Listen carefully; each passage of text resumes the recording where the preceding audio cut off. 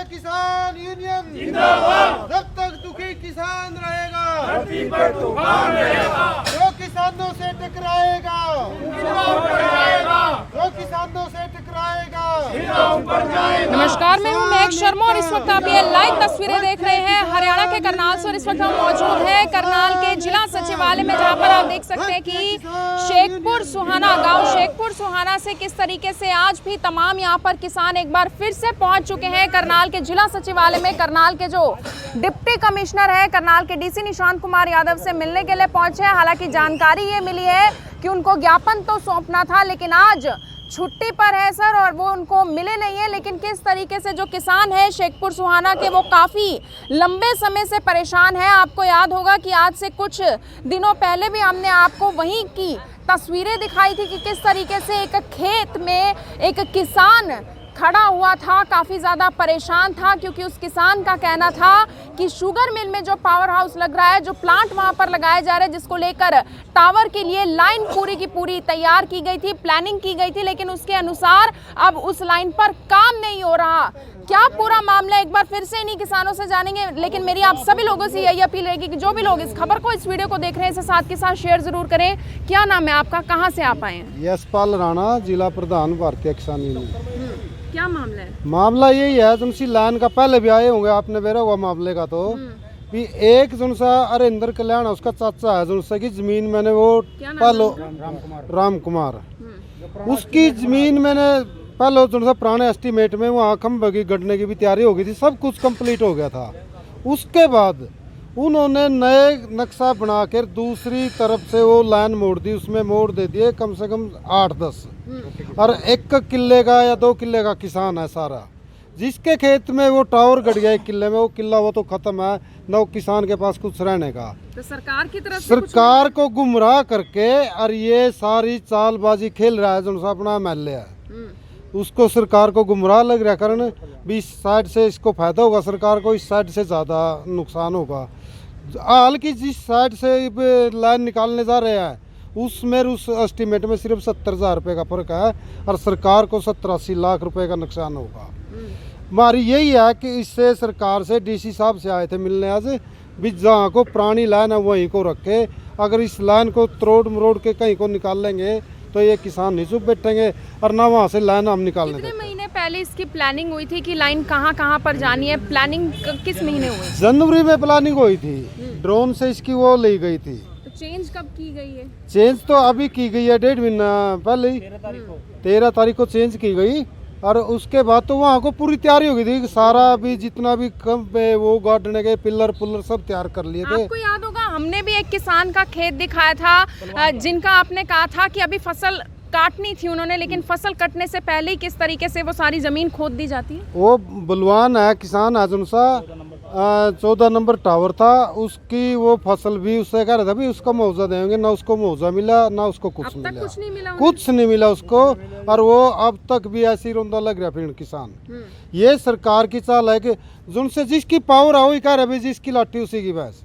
ये काम हो रहा है, पब्लिक कहीं जाए कहीं मरो, जिनसे सरकार के नुमाइंदे हैं बस सिर्फ उन्हीं के काम हो रहे हैं। किसानों का तो ये भी कहना है कि जो लाइनें जाएंगी टावर की, जो ऊपर लाइनें होती हैं, उससे भी खेतों की वैल्यू कम हो जाती है, जमीन की वैल्यू कम हो जाती है, और जिस खेत में टावर ही लग जाएगा उसकी क्या वैल्यू बचेगी? उसकी तो कोई वैल्यू नहीं है, जिसके ऊपर ना तार भी लिख जाए उसकी भी कोई वैल्यू नहीं है। सरकार की तरफ से कुछ मिल रहा है बदले में कि आप अपने खेत में टावर लगा दो? सरकार मुआवजा देती है, मतलब जितने फुट बाई फुट में पोल खड़े होता है उसकी फसल का देती है, बाकी कुछ नहीं जमीन का। आप तो किसान का नाम ले रहे हैं बलवान का, कि उनको कुछ मिला ही नहीं है पिछले 1.5 महीने से। हाँ मिला नहीं है कुछ भी, उसको तो गुमराह करके कह दिया भी तेरे को मुआवजा मिलेगा, इसका कोई मुआवजा नहीं मिला। और दूसरी बात यह है, सरकार जहाँ को निकाल रही है उससे 80 लाख रुपए का सरकार का नुकसान है।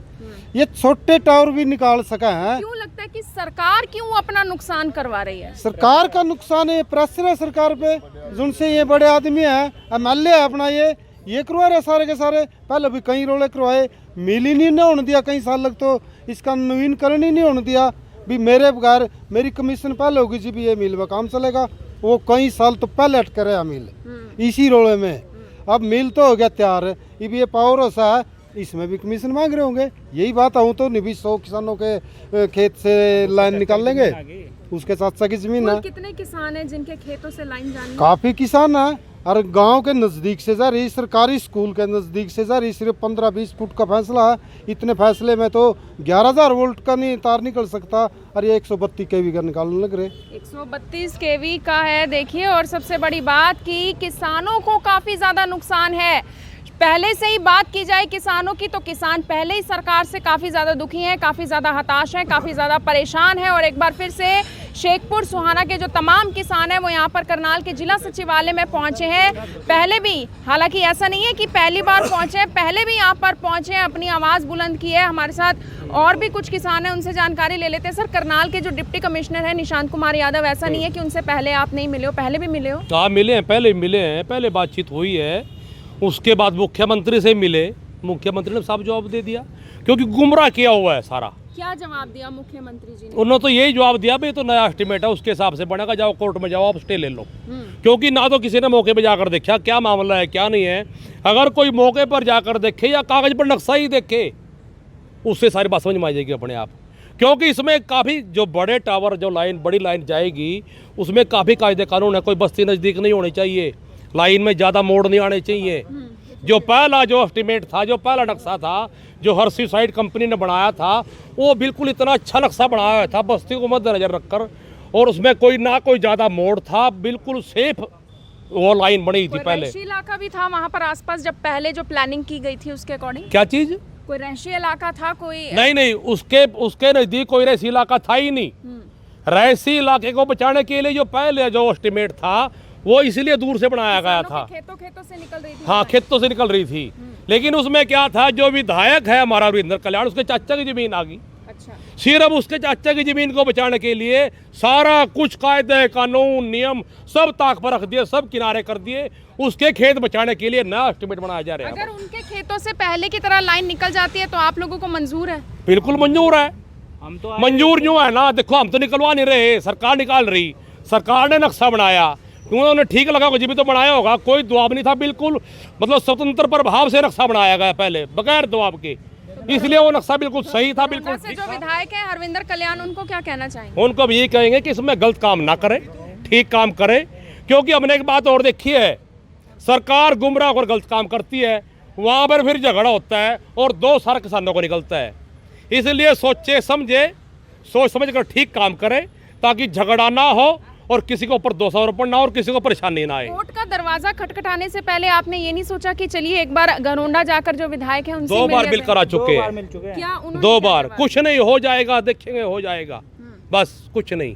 सिर्फ अपनों को बचाने की ललक, अपना बचना चाहिए बस, और कुछ नहीं।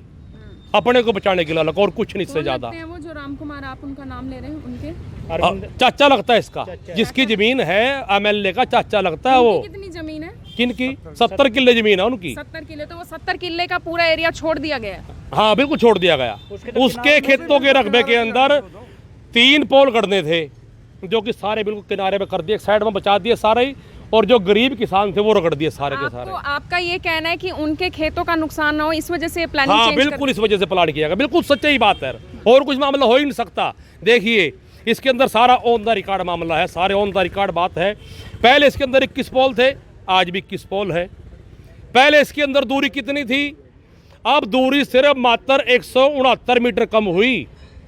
169 मीटर इन्होंने लिख कर दिया कि 700 मीटर दूरी कम होगी, लाइन छोटी होगी। बिल्कुल झूठ।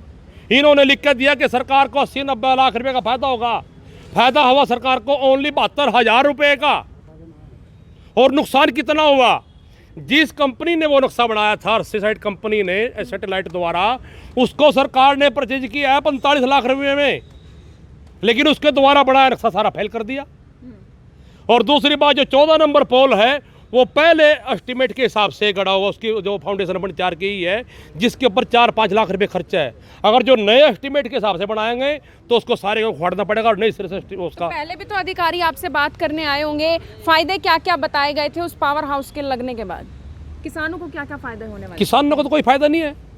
किसानों को जितनी लाइट अब मिल रही थी, किसान को जितनी लाइट अब मिल रही थी उतनी लाइट फिर मिलेगी। होगा कि लाइट आएगी, खेतों में लाइट रहेगी हमेशा? अरे लाइट तो आज ही मिल रही है हमें, लाइट तो आज भी मिल रही है, उतनी लाइट बाद में मिलेगी, हमें क्या फायदा होना? कुछ फायदा नहीं है, मतलब कोई फायदा नहीं है। बस इतना है कि सरकार की कुछ लाइट बचेगी और जो शुगर मिल की जो फालतू एक्स्ट्रा लाइट बढ़ेगी वो बिकेगी वहाँ पर, बस। बिल्कुल आप देख सकते हैं, कह रहे हैं कि फायदा यहाँ पर सिर्फ सरकार को होना था, शुगर मिल को होना था, लेकिन किसानों को कहीं कोई फायदा होता हुआ नजर नहीं आ रहा। हर तरफ किसान इस वक्त दुखी है, परेशान है। और यहाँ पर फिर से एक बार करनाल के जो डिप्टी कमिश्नर है निशांत कुमार यादव, उनसे मिलने के लिए पहुंचे हुए हैं। क्या नाम है सर आपका, क्या कहना चाहिए? राजेश नाम मेरा। ये 2017 से लेकर 2020 तक टोटल 31 टावर ये इनके सरकार के HVPNL विभाग के गिरे हैं आंधी में, तूफान में, और 43 करोड़ का लॉस हुआ है। वे शुक्रिया है वे आबादी में नहीं थे। ये सरकार एक तो खुद है फंड बना रही है भाई इन टावरों को, बिजली खंभों को आबादी से निकालने के लिए। और इस रूट में क्या हो रहा है, आबादी से बाहर रूट था, साफ सुथरा रूट था, इसको MLA के चाचा को बचाने के लिए आबादी के पास से गुजार रही है। पहले 400 फुट दूर था आबादी से, अब मुश्किल से 20 फुट या 10 फुट भी नहीं दूर रहे। कल को अगर कोई हादसा होगा इसका जवाब कौन देगा? MLA दे देगा जवाब? कौन देगा जवाब इसका? सरकारी स्कूल पहले 600 फुट दूर था, अब मुश्किल से 200 फुट भी नहीं रहा। एक प्रपोजल स्कूल है, सारा काम, पेट्रोल पंप पहले 400 फुट दूर था, अब 100 फुट भी नहीं रहा। ये ऐसा काम कर दिया उन्होंने। कल को कोई बड़ा हादसा हो सकता है? बिल्कुल होएगा। ये टावर गिरे हैं, 31 टावर गिरे हैं हरियाणा में 2017 से 2020 तक। रिकॉर्ड है, सारा रिकॉर्ड है इनका। 43 करोड़ का लॉस हुआ है इस विभाग को, इसको, इन टावरों का। वे टावर ऐसी जगह गिरे जहाँ कोई आबादी नहीं थी। अगर ये टावर, अरे कमाल की बात है कि पहले जो रूट था उसमें सिर्फ 2 मोड़ थे, इसमें कम से कम 6 से 8 मोड़ दिए इसमें, इस रूट को बनाने के लिए। रूट भी क्या बना, 3 करोड़ का प्रोजेक्ट, सिर्फ 72,000 रुपये का प्रॉफिट दिखाया रूट चेंज करने पे। ये तो सरासर एक धांधली दिख रही है कि भाई उसको बचाना है सिर्फ एक प्रकार का, उसके खेत बचाने, चाहे सारे नियम कानून सारे ताक में रखने हैं। जिन पर आप आरोप लगा रहे हैं उनको क्या कहना चाहेंगे? हम उनसे ये कह रहे हैं भाई हम गरीब किसानों को ना मरवाए। अगर आपने को इतनी हवस है पैसे की, भाई हमारी भी ज़मीन ले ले, और क्या था भाई, यही कह सके हम तो, भाई हमारी ज़मीन ले ले। अगर आपकी भूख शांत होती हो पैसे से या कुछ से, उसके तो बार बार और क्या कर रहे, हम तो वैसे भी मर रहे हैं, वैसे भी मर जाएंगे। बिल्कुल किसानों का कहना है हम तो पहले भी मर रहे थे और आज भी मर रहे हैं, हमें इन टावर लगने के बाद कोई फायदा नहीं हुआ। लेकिन फिलहाल ये जो घरोंडा के विधायक है हरविंदर कल्याण, उन पर काफ़ी ज़्यादा आरोप लगाते हुए नजर आ रहे हैं। कह रहे हैं कि उनके ही चाचा लगते हैं राम कुमार, जिनका इन्होंने नाम लिया। कह रहे हैं कि उनके 70 किले वहाँ पर ज़मीन है, जिस ज़मीन को बचाने के लिए इन्होंने पूरी की पूरी प्लानिंग ही बदल दी और टावर को अब अलग जगह लगाया जा रहा है, जिसके पास में अब स्कूल पड़ता है। क्योंकि पहले स्कूल काफ़ी दूरी पर था, पेट्रोल पंप काफ़ी दूरी पर था, लेकिन अब वो उन टावर के नज़दीक है और कल को कोई बड़ा हादसा हो सकता है। आप सभी लोगों से मेरी यही अपील रहेगी कि इस वीडियो को देखें और इसे शेयर जरूर करें। आप देख रहे हैं IBN24, मैं हूँ महक शर्मा, हरियाणा के करनाल से आप सभी के साथ लाइव। धन्यवाद। अब यहाँ तक आ ही गए हैं तो हमारे चैनल को सब्सक्राइब जरूर करें और नीचे दिए गए बेल आइकन को जरूर दबाएं ताकि हर खबर सबसे पहले पहुंचे आप तक।